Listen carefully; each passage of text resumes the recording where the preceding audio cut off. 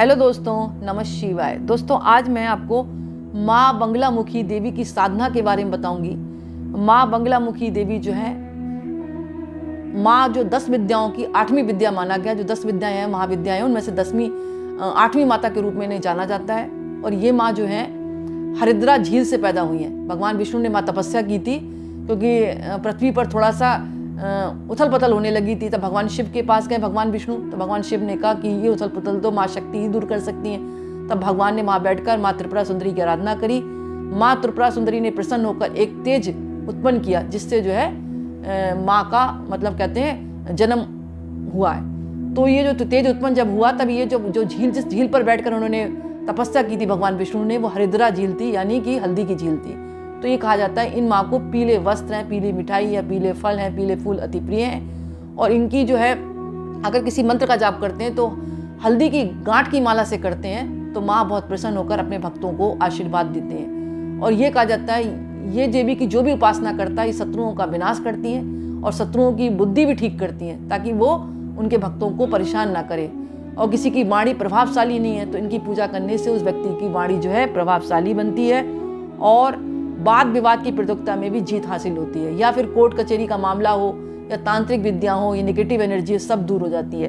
तो एक जो प्रचलित मंत्र है जिसका जाप करना चाहिए, जो अपने आप में कहते हैं जागृत है, अगर इस मंत्र का जाप हल्दी की गांठ से किया जाए, खुद पीले वस्त्र पहनकर और पीले आसन पर माँ की प्रतिमा रखकर, फोटो रखकर, पीली चीज़ों से भोग लगाकर, पीले फूल चढ़ाकर, तो माँ जो है अपने भक्तों को आशीर्वाद देती है। तो पहले तो मैं आपको मंत्र बताऊंगी जो कि बहुत प्रसिद्ध है, और इस मंत्र का जाप करने से जीवन की प्रत्येक बाधाएं, चाहे शत्रु भगाना हो या फिर शत्रु आपको हानि पहुंचा रहे हैं उनका मन बदलना हो या नेगेटिव एनर्जी हो या तांत्रिक क्रिया हो, सब दूर हो जाती है। मंत्र इस प्रकार: ओम रीम बंगलामुखी सर्व दुष्टानम वाचम मुखम पदम स्तंभे जीवा किलह बुद्धि विनाशय रीम ओम स्वाहा। स्वाहा मैंने इसलिए बोला है, आप नमः भी बोल सकते हैं कि छोटा सा अगर हवन भी करते हैं ना तो स्वाहा बोलें तो ये मंत्र जो है जल्दी जागृत हो जाता है। एक तो जागृत है ही, लेकिन आप थोड़ा सा हवन कर लेते तो माँ अति प्रसन्न हो जाती है। तो मंत्र को फिर सुन लें: ओम रीम बंगलामुखी सर्व दुष्टानम वाचम मुखम पदम स्तंभे जीवा किलय बुद्धि विनाशय रीम ओम स्वाहा। तो दोस्तों बंगलामुखी पर जो जयंती है ना, जैसे कि 15 मई बुधवार की पड़ रही है, तो इस दिन भी आप जो है इसका जाप कर सकते हैं। अदरवाइज बंगलामुखी साधना आप किसी भी टाइम कर सकते हैं, इनको समय की कोई भी बाउंडेशन नहीं है।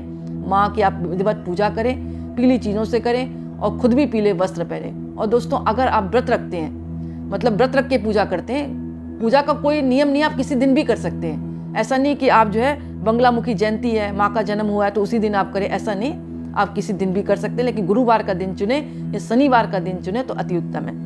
अगर आप व्रत रख रहे हैं तो ब्रह्मचार्य का पालन करें, सात्विक भोजन करें, किसी की निंदा चुगली ना करें, अपना आचरण ठीक रखें और पशु पक्षियों की सेवा करें, दया का भाव रखें, ब्राह्मण को भोजन कराएं, यानी अपने अच्छे कर्म रखें, तभी इस पूजा का फल प्राप्त होता है। तो दोस्तों अगर आप पूजा कर रहे हैं माँ बंगलामुखी साधना, तो ये मैंने बताया कि आपको 10 महाविद्याओं में से ये 8वीं महाविद्या मानी गई है और ये देवी जल्दी भक्तों से प्रसन्न होती हैं। तो आप अगर कर रहे हैं तो इस मंत्र का आप जाप करें, जीवन की प्रत्येक बाधाएं दूर होंगी। बस एक बात का ध्यान रखना है आपको, जो भी पूजा पाठ करें वो पीले वस्त्र पहनकर करें, पीला तिलक लगाएं और जहाँ तक हो माँ की पूजा में पीली चीज़ों का इस्तेमाल करें, क्योंकि माँ जो है हरिद्रा से उत्पन्न हुई है, यानी कि हल्दी के जल से उत्पन्न हुई है। तो दोस्तों मेरी बात आपको समझ में आ गई होगी। वैसे आज जो है 15 मई है 2024 में, 15 मई बुधवार को माँ बंगलामुखी जयंती है, इसलिए मैंने आपको ये चीज़ें सुनाई हैं और समझाई हैं। पर ये बाउंडेशन नहीं है कि आपको बंगलामुखी जयंती वाले दिन ही पूजा करनी है, आप किसी दिन भी माँ की पूजा कर सकते हैं पीली चीज़ों से,